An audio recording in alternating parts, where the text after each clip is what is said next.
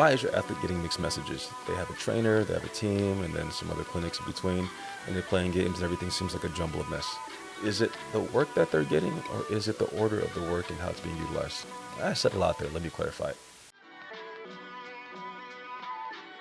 Coach White here, the SFBA Sports Performance, here with another episode, and I'm kind of going through my talks today. So today I want to go through,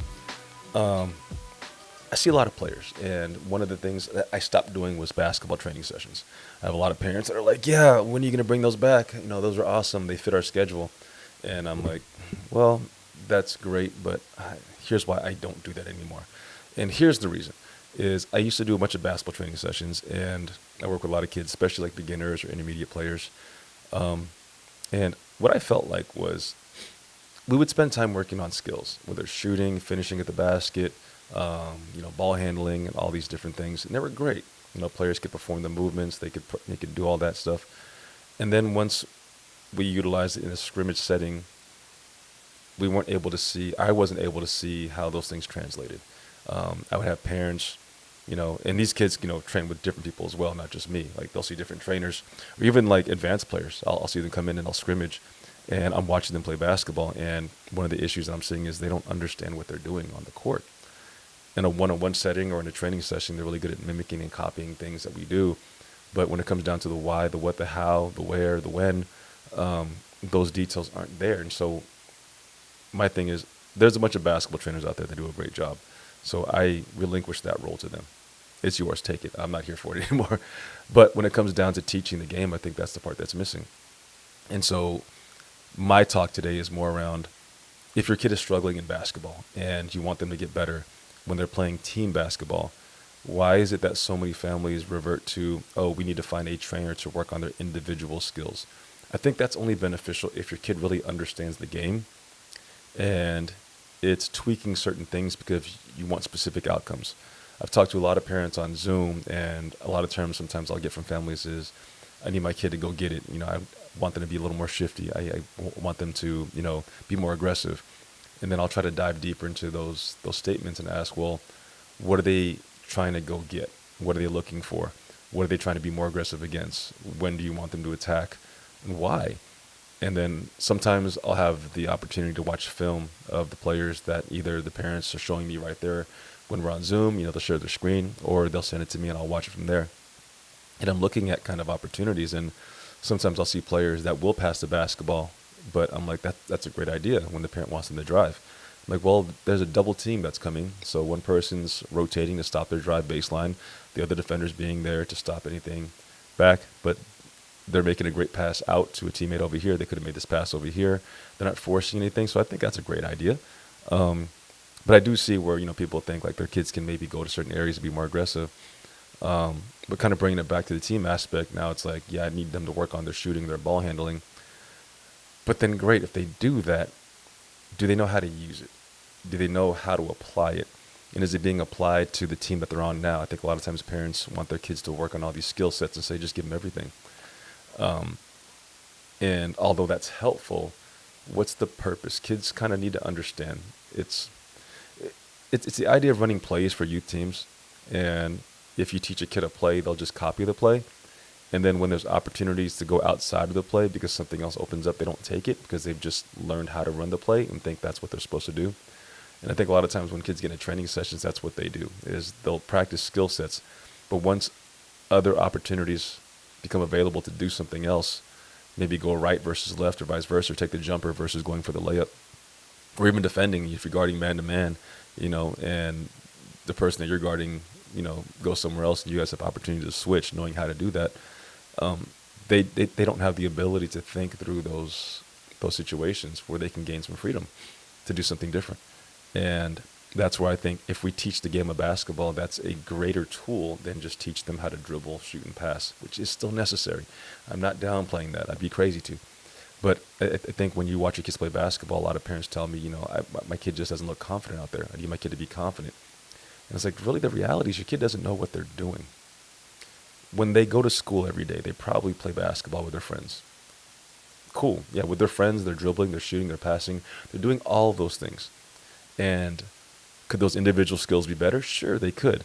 But when they're met with a team that understands how to play team basketball, that understands how to defend, that understands how to play good offense spacing, those individual skill sets that they do with their friends, they're no longer useful. So it's not a matter of can I dribble or shoot. It's do I know where to go? Do I know how to space the floor? Do I know when to back up because I see this from the defender? Now that teams are screening and you're playing on against competition that does set off-ball screens, that does set on-ball screens, that utilizes actions like, that goes into like zoom actions and things like this. Now you're wondering, okay, is my ball handling going to be the thing that saves me? Or is it understanding how to defend these certain things that will help my child? Understanding how we defend off-ball screen situations. Are we locking and trailing? If we're defending on-ball screen actions, are you going to ice side-ball screen actions over there? And again, as I get into these terms, now you're probably thinking, what does that mean, coach? Well, this is kind of the level that I think players miss. Your kid's individual shiftiness and ball handling isn't going to be the thing that saves them. I've seen really good players that are great skilled individually, and they'll play against a team that plays really good team basketball, understands how to defend as a group, understands how to use their help defense. They have rules and roles about like where we force people, where we don't, where we want the ball to go to, where we don't want it to go to. And they struggle, and it becomes frustrating. And you watch them start to just like blame themselves. They blame their teammates. They blame the coach. And it's like, no, your individual skills are great against players that are about as good as you or worse. And when you face a team that is able to take away your individual skill sets, now you're wondering, how do I get by?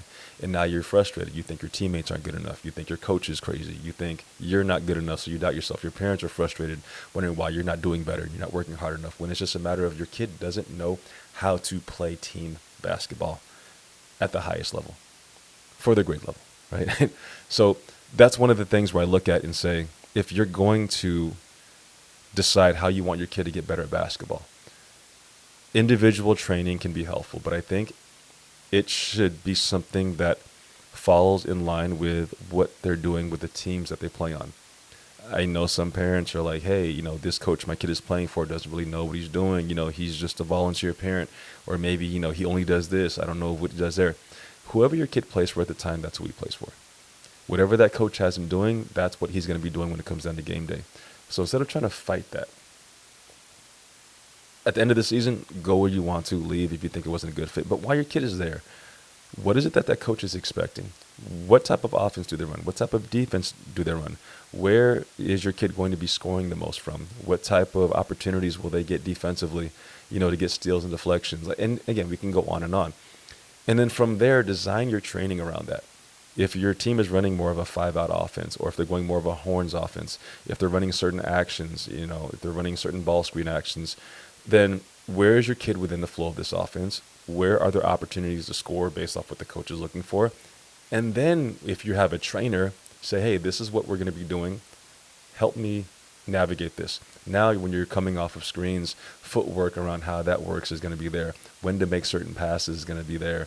What type of shots I'm going to be getting is going to be there. So now it translates when your kid goes back to practice. Oh, this makes sense. A lot of times I hear this. Kids work with trainers and they come back to their teams, and then it's like, I worked on this with my trainer, but my coach never lets me use it. You know what? That's irrelevant to me, honestly.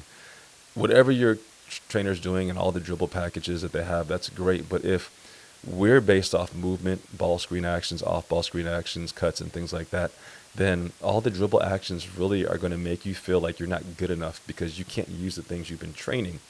If you're developing your kid to be a one-on-one star and they're going to play one-on-one basketball in all these like creator leagues and stuff, then fine, I guess that's what you want to do. But if you're trying to get your kid to play team basketball, yeah, they have to be an offensive threat.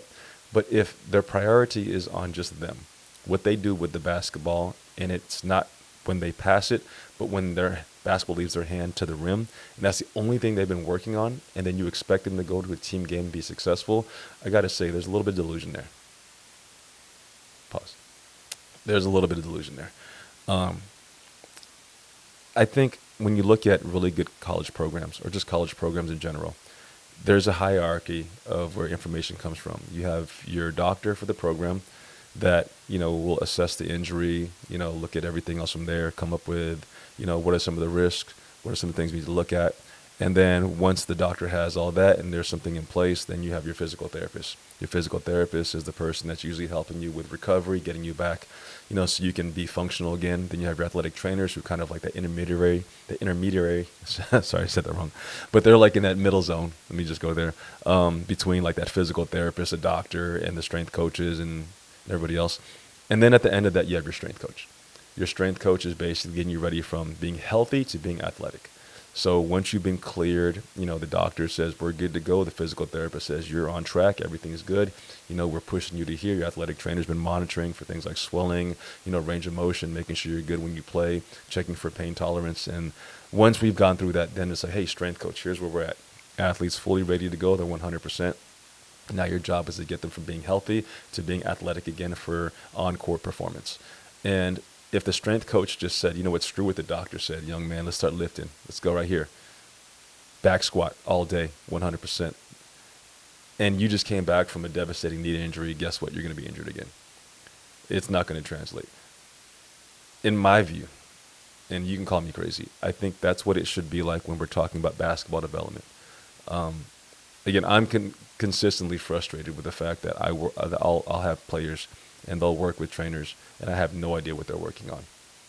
And whether they're training with me, like in basketball training sessions or in the micro season stuff I do, or on my AAU teams or my summer camp, it's frustrating for me because I'll get players and I won't understand what their history is. Now, that's the reason why for the SFBA Summer Hoops Academy, I invite families to meet with me on Zoom, one-on-one, and then I listen to what some of their goals are for their kids, what their kids want to work on. They'll send me video, and I'm getting all this information, so when they come to our basketball camp, I design each week based around that feedback.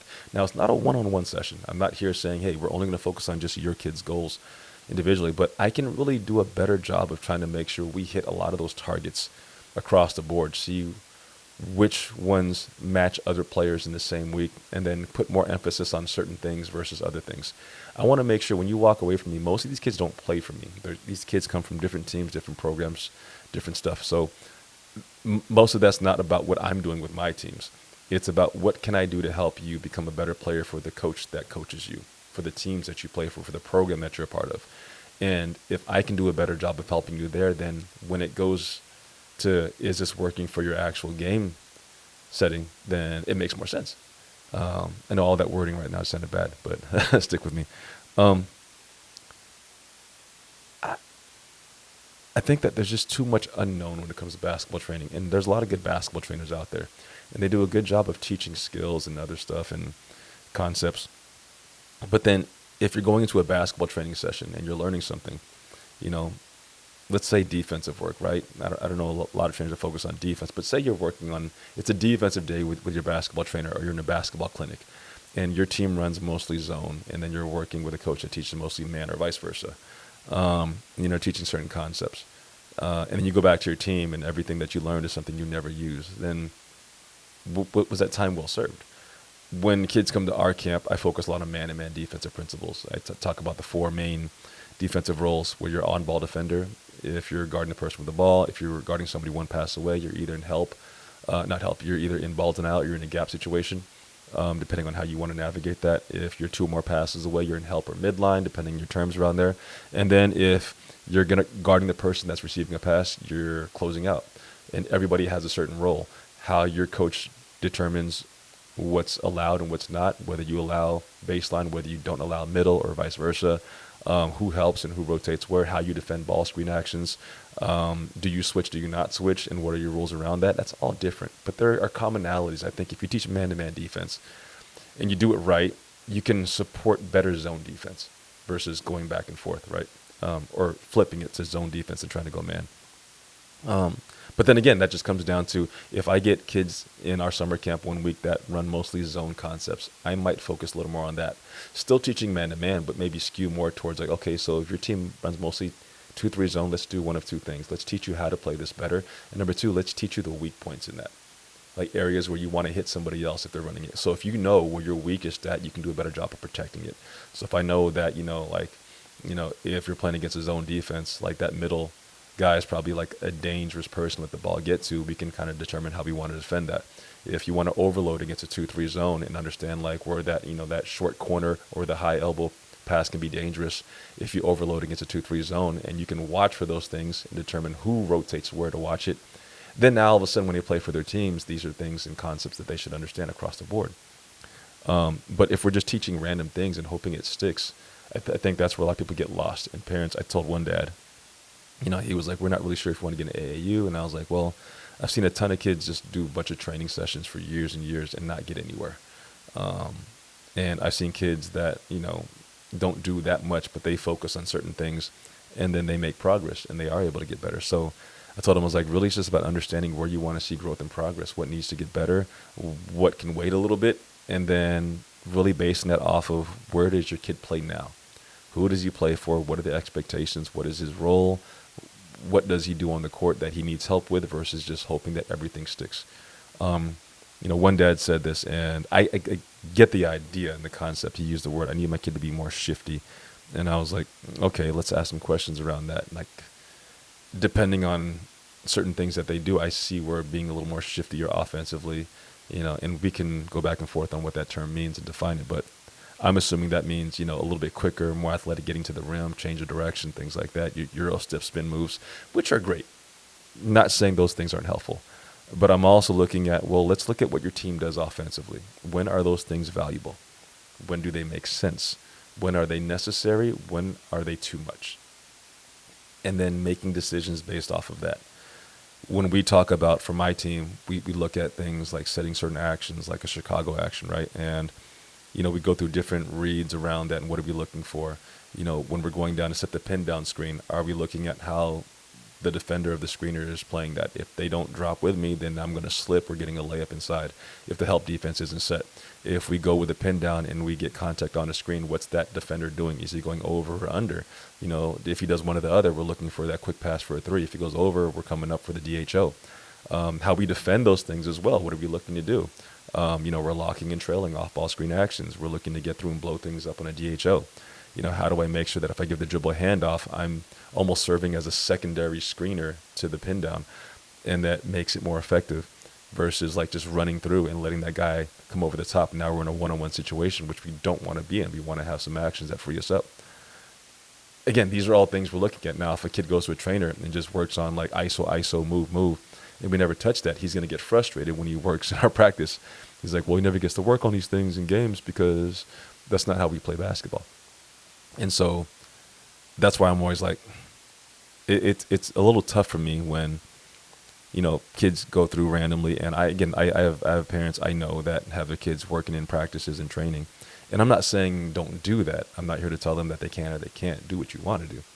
But if I don't understand as their coach, the person that's coaching them on a team, that's the end goal, right? To be a good player on a basketball team and help this team be successful and reach goals and keep going and hopefully have this team play for a long time, then why is there no collaboration between that? Why is there no communication within that?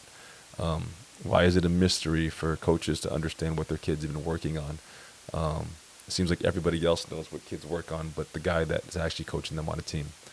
And that kind of like, that seems to be for me missing at times, right? As a coach. And so it makes it hard to understand where your kids need growth. What are they learning? As a benefit, like my sixth grade team, like a lot of the players, I've seen a lot of growth so far in the first couple of practices. I'm seeing a few players shoot the ball better. I'm seeing some ball handling improve. I'm seeing more aggressiveness to score and take the good shot, not just take any shot, but once they're open, take it. I tell my guys, I don't care who shoots the ball from where. I care that if you're open and it's a good decision, because what the defense gives you, take it. Anybody can shoot a three. Anybody can drive for one dribble pull-up. Anybody can take a layup. Anybody can do a floater. Anybody can do whatever, as long as it was a good decision based off of the offense we run and how the defense plays it. Everybody's a basketball player. I don't have a position on my team. Positions may exist if we're on defense. Like, obviously, my biggest guy is going to guard the other team's biggest guy, and my fastest guy is going to guard the other team's fastest guy, but that's why I don't really want to do a lot of switches. We talk about how we defend without switching as much as possible defensively. But I've seen growth in things. But also, if there are certain things that I believe that our team needs to focus on individually, like shooting the ball better, improving our shooting percentage, from certain things, how we get shots. And if players aren't focusing on that and they're spending time doing other things that don't support us as a team, then it makes it difficult to say, hey, like, coach, how is this team going to get better? Well, I don't know if you're not doing the things that support what we do as a team. If you're doing things that go outside of the scope of what we're learning, then it makes it difficult to say whatever you did with your trainer is going to help what we do as a team, especially if they don't work together. If your kid's working on point guard skills the whole time, but he's, doing things that don't have him playing on the ball a lot, and I need him to learn how to play more off the ball, it's going to be something where now he thinks, it's unfair. He doesn't get to utilize his skills. But I'm like, yeah, but somebody else does that better than you on the team. So how do you make yourself efficient for our team to be successful? Now the argument goes like this: well, coach, you have to, fit, the skill sets of your players, and I agree with that. I want to make sure that the things I'm doing, I'm looking at what my players do well, and that's what the first couple of practices are for me. I kind of see what players do well, who's struggling in certain areas, who needs to learn certain things, what are some of their strengths and weaknesses, and then try to adapt to there. But ultimately, at the same time, if I'm a player and I want to get on the court and somebody else, like, I'll give you an example. I had a kid, who wants to be, not me, but he was in our program. He wanted to be a point guard for one of our teams. And he was saying, I want to play point guard, I want to do this. But in my mind, I'm hearing this. I'm just like, yeah, but you make horrible decisions. You're constantly making the wrong pass. You drive into traffic. When the help defense is set, you're still going to the basket. You make the wrong reads in certain situations. When you miss a shot, you just put your head down and pout versus getting back on defense. So now it's like you're worried about yourself versus your team. To me, a point guard is a leader. A point guard is a facilitator. A point guard is kind of like that stable person that keeps everybody on track and holds people accountable. But you're always looking at yourself. You're doubting yourself. You're not sure where to go. And everything you've been doing as a trainer has been focused on you scoring the ball, not you facilitating it. So I think your concept of being a point guard is more like, I want to be the star. That's what you really want to say. You want to be the star. You want to be the person that showcases what they can do. You want to be the next guy playing for some EYBL team because you think that makes you special. And it's really like, no, it's not. It's not. Like, you've just become somebody that's a little better at scoring, but you still don't know how to play the team game. But you want to be the leader, and those two things don't go together. And then you have this battle back and forth between the coach and the player and then maybe like the trainer, indirectly. But that's where I feel like a lot of times we get mixed up with that. And so I've said a lot there, and I hope some of it made sense. Again, I'm more kind of speaking from this, just kind of looking at certain things that I've talked to parents about. And, for players that are working with trainers, I'm not saying that's a bad thing. Again, I'm not saying that's a bad thing. I think that's helpful. I think working with a trainer is somebody that can help you really dive into some of the details of your game, look at some of the nuances, whether it's from footwork, how you handle the ball, your shooting, your technique. And that's great. When kids come and they practice with me in my program, I tell them, like, I'm not going to spend hours working on your shooting form. Like, you've had months to get better at that. And if all you've done is spend time playing basketball on certain teams and never spending time working on your skills, I'm not going to be the guy that now fixes that for you. I will point out certain things in terms of like your footwork, your release, your elbow, and stuff like that. But for the most part, we're focusing on what we do as a team. You showed up here, and the expectation is you're prepared to play. You put in the work to get better and play competitively, which is what you asked to do. So if I'm still teaching you how to shoot the basketball and I haven't seen you for 5 months, I'm like, what did you do? You can get better at shooting in 5 months. But if you were still shooting the same way you shot the ball when I saw you last, then I'm questioning your motivation and your commitment. And anything you have to say around like concerns about the team are really irrelevant to me, because you've had time to get better, but you chose to put it somewhere else. So for the most part, I feel like my team has gotten better at certain things, and I would like to see other things improve, but it's still early in the season. So with that being said, I'll kind of dive it down so this isn't like a 30-minute video. If your kid is struggling in basketball and you want them to get better, look at what it is that they need to get better at for the team that they're playing for currently. What are some of the skill sets that they need to improve to become a better player for that team, so that when they're playing the game of basketball, it's more enjoyable. They're more confident on that team. What type of offense does your coach run? What type of defense does he run? What role does your kid have on the team? What are the rules? What is the responsibility as an offensive player playing off the ball or a defender playing help defense? If I understand those details better as a coach, that's training somebody that doesn't play for me, I can help them better. And I think any trainer would say the same thing. A lot of times I think the frustration with trainers too, and I'm not bashing trainers, I know a lot of great ones, is they come into a training session and you'll ask, hey, what do you need to work on? Oh, I have to work on some ball handling and some shooting. That's like saying, you bring your car into a mechanic and there's a specific issue. And it's like, hey, mechanic, fix my car. All right, well, what's wrong with it? Well, I think it needs, good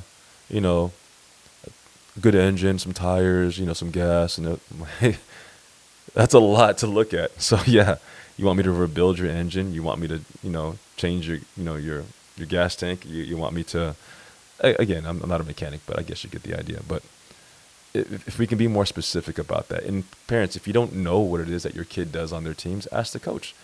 For me personally, I would have no problem talking to another coach of another team and asking, hey, what do you need me to help your kid with this summer in our program? When they're in our summer camp, what is it that you do, and how can I make that better so that when he plays for you, everything I've done here makes sense, for that situation. Like I don't, like there's a resistance to that I think is unfortunate, that I think a lot of parents or players have. And I really think that there should be more collaboration between coaches and trainers, whether it's an individual trainer, a group trainer, or a summer camp.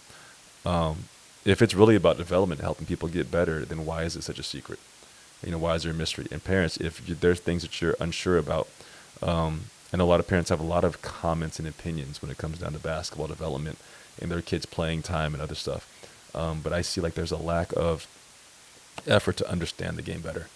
And if you're going to complain about something as much as a lot of people do about the game of basketball and the results that their kids get or don't get or playing time, understanding what's happening is really going to be something that's more helpful than just complaining about it. If you're concerned about your kid's minutes, understanding why he doesn't get minutes should not be a mystery. If you understand what they do offensively, defensively, the rules, the roles, responsibilities, the outcomes, the goals, and the non-negotiables. If those things are clearly stated, or you've asked and you didn't understand it, but you've asked and the coach has given it to you and they've explained it, then yeah, like you can have clear concerns if it's built around that. But if it's just guessing because you think you saw something, but you're not really sure what they're doing, then it's just complaining at that point. It's not helping anybody. So for me, I welcome questions from people. I wish I had more conversations with families. I wish they'd be open to it more so. But yeah, if your kid's working with a trainer, that's great, but does it mirror the things that they need on the team they're playing for? Does it support the things that they're going to be doing on the team that they play for now? And if that's the case, then yeah, I think you're on the right track. But if you're just going to sign up with a trainer and say, hey, my kid needs better ball handling, that's great. But if your kid plays, in the high post a lot, the next hezzy ISO move, tween, whatever scissors stuff, it is really just going to be a waste of your time and money. It'll look cool in training. Your kid will be excited because, again, kids just want to do the fun stuff in basketball, right? But, again, you have to kind of like be the adult. Like, is it just what my kid thinks is fun, or what makes him playing the game better more important? So that also comes with understanding what's important. So, again, this was almost 30 minutes. I'm going to cut it off now. Hopefully this all made sense and I went through it. Again, I'm about to post this no matter what. It's going up there. These are my thoughts and my opinions. And if you like it, great. And if you don't, hopefully I do better next time. If you have questions, hit me up at www.sfbasportsperformance.com. Find me on Instagram, SFBA Sports Performance. Hit me up here. And yeah, how can I help you? Like, subscribe. If you're not in our summer camp and you're in the San Francisco Bay Area for the summer, link in. 3 of our sessions already sold out, so I have a couple more, but I assume that we're going to be selling out soon. So if you want to get in, you think what I'm telling you, what I'm teaching is good, then let's get to work. If you don't agree with any of it, then I still love you all and wish you the best of luck. Anyways, Coach White here, SFBA Sports Performance, and I'm out. Peace.